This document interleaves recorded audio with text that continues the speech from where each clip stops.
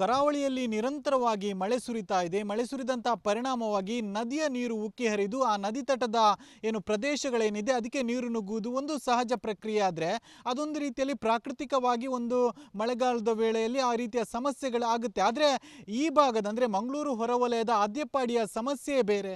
ಇಲ್ಲಿ ಈ ಹಿಂದೆ ಈ ರೀತಿಯಾದಂಥ ಸಮಸ್ಯೆ ಇರಲಿಲ್ಲ. ಆದರೆ ಅವೈಜ್ಞಾನಿಕ ಕಾಮಗಾರಿಯ ಒಂದು ಶಾಪ ಈ ಊರಿಗೆ ತಟ್ಟಿದೆ ಅಂತಲೇ ಹೇಳ್ಬೋದು. ಅಂದರೆ ಈ ಊರಿನ ಪಕ್ಕದಲ್ಲೇ ಮರವೂರಿಗೆ ಡ್ಯಾಮ್ ನಿರ್ಮಾಣ ಆಗಿತ್ತು. ಆ ಒಂದು ಮರವೂರಿನ ಡ್ಯಾಮ್ ನಿರ್ಮಾಣ ಆದಂಥ ಬಳಿಕ ಈ ರೀತಿಯಾಗಿ ಈ ಊರಿಗೆ ಸಮಸ್ಯೆ ಆಗ್ತಿರುವಂಥದ್ದು.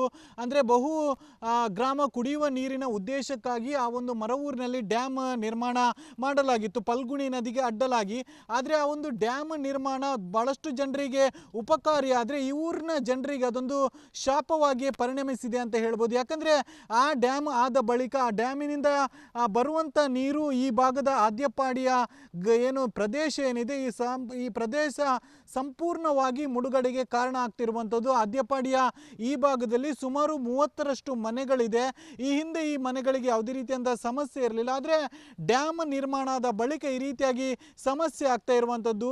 ಡ್ಯಾಮ್ ಮಳೆಗಾಲದಲ್ಲಿ ಆ ಡ್ಯಾಮ್ನ ಗೇಟ್ ತೆರೆದು ಬಿಡ್ತಾರೆ. ಆದರೆ ಡ್ಯಾಮಿಗೆ ಹಾಕಿದಂಥ ಬೆಡ್ ಏನಿದೆ ಅದು ಸುಮಾರು 10 ಫೀಟ್ಗಳಷ್ಟು ಎತ್ತರ ಇರುವಂಥದ್ದು ಮತ್ತು ಅದಕ್ಕೆ ಇಟ್ಟಿರುವಂಥ ಕಿಂಡಿಗಳು ಕೂಡ ಭಾಳಷ್ಟು ಚಿಕ್ಕದಾಗಿರುವಂಥದ್ದು. ಹಾಗಾಗಿ ಸರಾಗವಾಗಿ ಫಲ್ಗುಣಿ ನದಿಯ ನೀರು ಹರಿದು ಹೋಗದೆ ಆ ಫಲ್ಗುಣಿ ನದಿಯ ನೀರು ಹೆಚ್ಚಾಗಿ ಈ ಭಾಗಕ್ಕೆ ನುಗ್ತಾ ಇರುವಂಥದ್ದು. ಈ ಭಾಗದ ಕೃಷಿ ಭೂಮಿಗಳೆಲ್ಲವೂ ಕೂಡ ಆ ನೀರಿನಿಂದ ಜಲಾವೃತವಾಗ್ತಾ ಇರುವಂಥದ್ದು. ಮನೆಗಳು ಕೂಡ ಜಲಾವೃತವಾಗ್ತಾ ಇರುವಂಥದ್ದು. 30 ಮನೆಗಳು ಪ್ರತಿ ಮಳೆಗಾಲದ ಸಂದರ್ಭದಲ್ಲಿ ಇದೇ ಸಮಸ್ಯೆಯನ್ನು ಎದುರಿಸ್ತಾ ಇದೆ.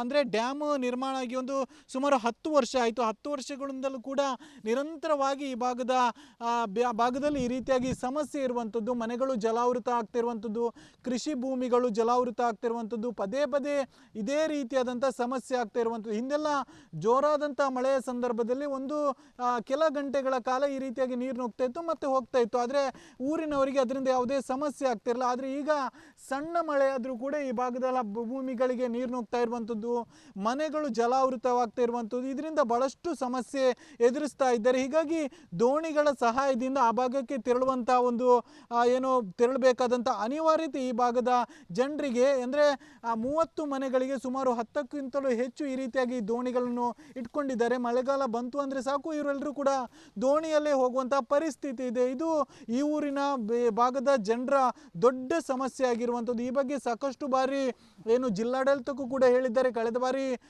ಜಿಲ್ಲಾಧಿಕಾರಿಗಳು ಕೂಡ ಭೇಟಿ ನೀಡಿ ಸಮಸ್ಯೆಯನ್ನು ಆಲಿಸಿದ್ದಾರೆ. ಆದರೆ ಸಮಸ್ಯೆಗೆ ಪರಿಹಾರ ಮಾತ್ರ ಇನ್ನೂ ಕೂಡ ಸಿಗಲಿಲ್ಲ. ಬಹಳಷ್ಟು ದೊಡ್ಡದಾದಂಥ ಸಮಸ್ಯೆ ಈ ಭಾಗದ್ದು. ಮಕ್ಕಳನ್ನು ಕೂಡ ಈ ಭಾಗದಿಂದ ಆ ಭಾಗಕ್ಕೆ ಕರ್ಕೊಂಡು ಹೋಗ್ಲಿಕ್ಕೆ ಬಹಳಷ್ಟು ಕಷ್ಟವನ್ನೇ ಪಡಬೇಕಾದಂಥ ಪರಿಸ್ಥಿತಿ ಕೂಡ ಇರುವಂಥದ್ದು. ಈ ಬಗ್ಗೆ ಮಾತಾಡೋದಕ್ಕೆ ನಮ್ಮ ಜೊತೆ ಈ ಭಾಗದ ಸ್ಥಳೀಯರಿದ್ದಾರೆ, ಅವ್ರ ಜೊತೆ ಮಾತಾಡ್ಸೋಗೋಣ.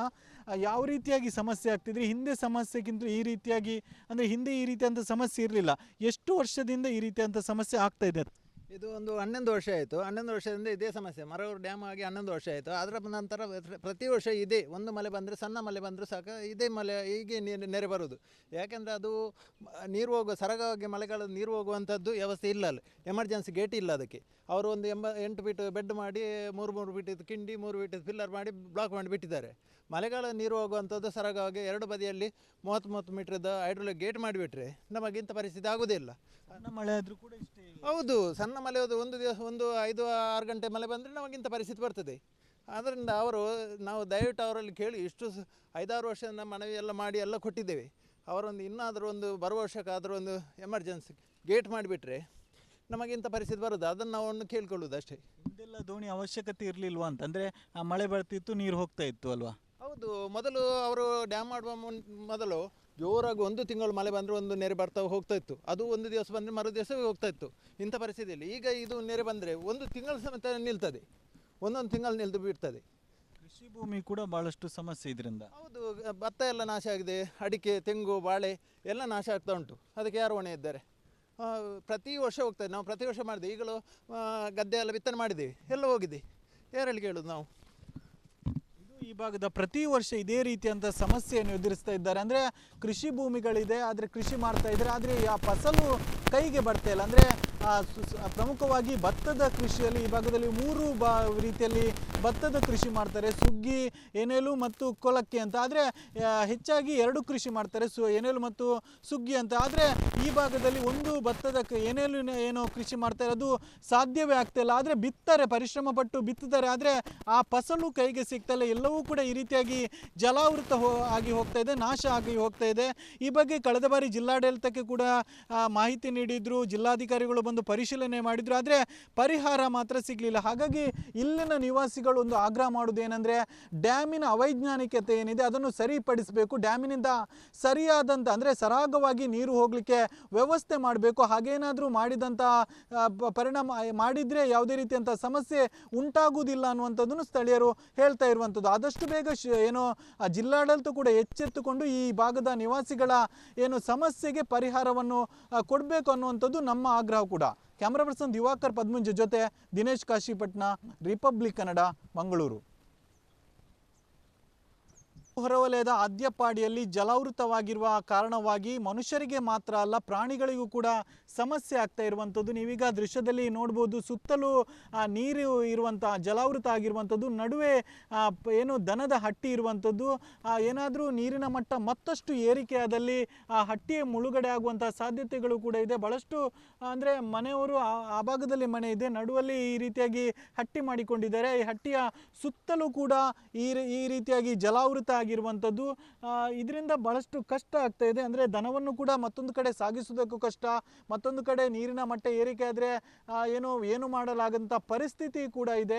ಈ ಭಾಗದಲ್ಲಿ ಇದೇ ರೀತಿಯಾದಂಥ ಸಮಸ್ಯೆ ಪ್ರತಿ ವರ್ಷ ಕೂಡ ಇರುವಂಥದ್ದು. ಅಂದರೆ ಡ್ಯಾಮಿನ ಕಾರಣವಾಗಿ, ಅವೈಜ್ಞಾನಿಕವಾಗಿ ಡ್ಯಾಮ್ ನಿರ್ಮಾಣ ಮಾಡಿದಂಥ ಕಾರಣವಾಗಿ ಈ ರೀತಿಯಾಗಿ ನೀರು ನಿಂತು ಒಂದು ಕಡೆಯಲ್ಲಿ ಏನು ಜನರಿಗೂ ಕೂಡ ಒಂದು ಭಾಗದಿಂದ ಮತ್ತೊಂದು ಭಾಗಕ್ಕೆ ಹೋಗೋದು ಸಮಸ್ಯೆ, ಕೃಷಿ ಭೂಮಿ ಕೂಡ ನಾಶವಾಗ್ತಾ ಇದೆ. ಜೊತೆಗೆ ಈ ರೀತಿಯಾಗಿ ಜಾನುವಾರು ಅಂದರೆ ಹಟ್ಟಿಯಿಂದ ಜಾನುವಾರನ್ನು ಕೂಡ ಮತ್ತೊಂದು ಕಡೆ ಸಾಗಿಸುವುದು ಕೂಡ ಬಹಳಷ್ಟು ಸಮಸ್ಯೆ ಆಗ್ತಾ ಇದೆ. ನೀವೀಗ ದೃಶ್ಯದಲ್ಲಿ ಗಮನಿಸಬಹುದು, ಅಡಿಕೆ ತೋಟದ ನಡುವೆ ಯಾವ ರೀತಿಯಾಗಿ ನೀರು ನಿಂತಿದೆ ಅಂದರೆ ಅಡಿಕೆ ತೋಟದ ಮೇಲ್ಭಾಗದವರೆಗೂ ಕೂಡ ನೀರು ನಿಂತಿರುವಂಥದ್ದು. ಕೆಲವೊಂದು ಮರಗಳು ಕೂಡ ಇದರಿಂದಾಗಿ ನೀರು ನಿಂತು ಉರುಳಿ ಬಿದ್ದಂಥ ದೃಶ್ಯವನ್ನು ಕೂಡ ಗಮನಿಸಬಹುದು. ಈ ಹಿಂದೆಲ್ಲ ಉತ್ತಮವಾಗಿ ಈ ಭೂಮಿಯಲ್ಲಿ ಕೃಷಿ ಆಗ್ತಿತ್ತು, ಫಲವತ್ತತೆ ಬರ್ತಿತ್ತು, ರೈತರಿಗೂ ಕೂಡ ಒಳ್ಳೆ ಫಸಲು ಕೂಡ ಸಿಗ್ತಿತ್ತು. ಆದರೆ ಈ ರೀತಿಯಾಗಿ ಸುಮಾರು 10-11 ವರ್ಷಗಳಿಂದ ಕೂಡ ಈ ರೀತಿಯಾದಂಥ ಸಮಸ್ಯೆಗಳನ್ನು ಈ ಭಾಗದ ರೈತರು ಎದುರಿಸ್ತಾ ಇರುವಂಥದ್ದು. ಏನು ಅಡಿಕೆ ತೋಟದಲ್ಲಿ ಈ ರೀತಿಯಾಗಿ ನೀರು ನಿಲ್ತಾ ಇರುವಂಥದ್ದು, ಅಡಿಕೆ ತೋಟದಲ್ಲಿ ಈ ರೀತಿಯಾಗಿ ನೀರು ನಿಂತರೆ ಅದು ಕೊಳೆ ರೋಗ ಏನು ಉಂಟಾಗುವಂಥ ಸಾಧ್ಯತೆಗಳು ಕೂಡ ಇದೆ. ಹೀಗಾಗಿ ಈ ಭಾಗದ ರೈತರು ಬಹಳಷ್ಟು ತೊಂದರೆಯನ್ನು ಎದುರಿಸ್ತಾ ಇದ್ದಾರೆ. ಪ್ರತಿ ಬಾರಿ ಕೂಡ ಇದೇ ರೀತಿಯಾಗಿ ತೊಂದರೆ ನೀವೀಗ ದೃಶ್ಯದಲ್ಲಿ ಗಮನಿಸಬಹುದು. ಜಲಾವೃತ ಯಾವ ರೀತಿ ಆಗಿದೆ ಅಂತ. ಇದೆಲ್ಲವೂ ಕೂಡ ಭತ್ತದ ಭೂಮಿ ಇದ್ದಂಥ ಪ್ರದೇಶ. ಈ ಪ್ರದೇಶಗಳು ಈಗ ಸಂಪೂರ್ಣವಾಗಿ ಜಲಾವೃತಗೊಂಡಿರುವಂಥದ್ದು.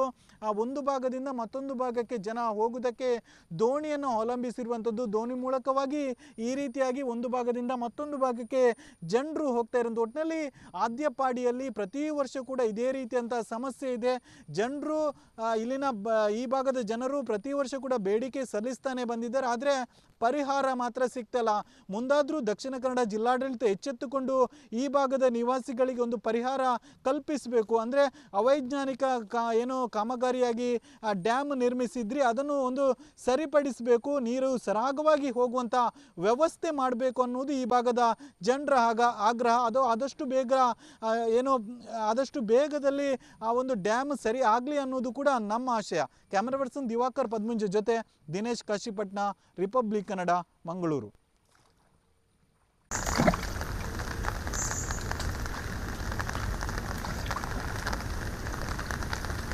ನೀರು ನಿಲ್ಲತ್ತೆ.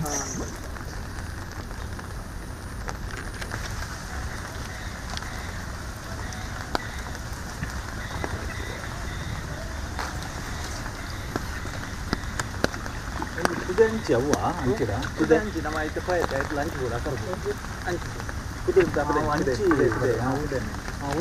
ನಂಗೆ ಅಗಲ್ ಬೋಡಿ ಹೊಡಿ ಅವನಿಗೆ ನನ್ನ ಅದೇ ಹೋಗ್ಬಾರ್ದಿಲ್ಲ ಅದೇ ಹೋಗ್ಬಾರ್ದು ನಮಗೆ ನಮ್ಮದೇ ಆಗಲೇ ಬೋಡಿ ಹೊಡಿ ಸಂಘ ಮತ್ತೆ ಬಂದು ಎಲ್ಲ ಬರ್ಬಿನ ಹೊಡ್ದು 20 ಬಿಡ್ಬಿಡ್ತಾರೆ ಬರ್ಬಿನ ಹೊಡ್ತಿ ನಮ್ಮ ಕೊಣಂತೆ ನಮ್ಮ ಕುಗ್ರಾಮ ಮಾದೇಪಾಡು ಅಣ್ಣ ರಿಪೋರ್ಟ್ ನಿಕ್ಕಲು ಒಂಚೂರು ಸಪೋಟ ಇಲ್ಲ ಗತ್ತೆ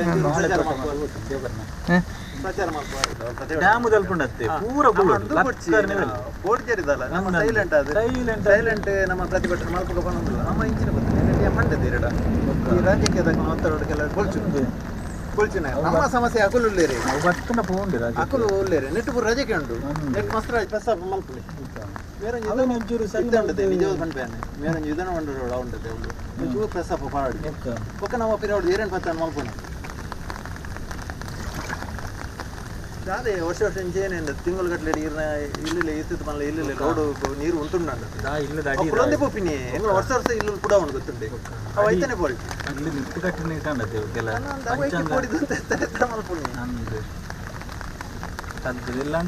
ಓಕೆ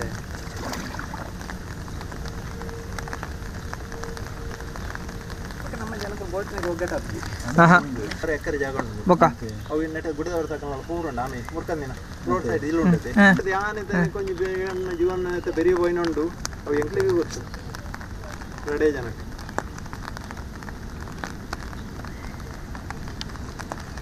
ಎಂಕ್ಲಿಗೆ ತಹಸೀಲ್ದಾರ್ ಬರ್ತಿನಾರು ಇದು ಎಂಜಿನ ಜಾಕೆಟ್ ರೆಡಿ ಮಾಡಿದ್ರಿ ಪಂಚಾಯತಿಗೆ ಕೊಡ್ತೈತಿ ಪಂಚಾಯತ್ ಕೊರ್ರ ಬರ್ರೈತಿ ಏನಾಗಿ ಬಂದೆ ಧೈರ್ಯ ಜಡ ಬರ್ರೈತೆ ಬರದೇ ಜಾಕ್ಲೆ ಬಂತೇನೆ ಅದು ಕಮ್ಮಿ ಇತ್ತು ಮಕ್ಕಳಿಗೆ ಉಜ್ಜಿ ಗೊತ್ತುಂಟು ಮಗಳು ಬಿಡುವರಿ ಮಲ್ಲಕ್ಕಳು ಬಿಡುವರಿ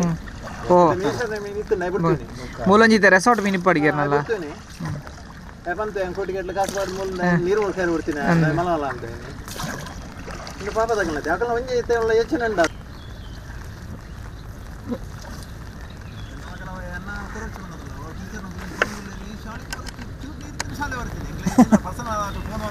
ಅದೇ ಅಂದು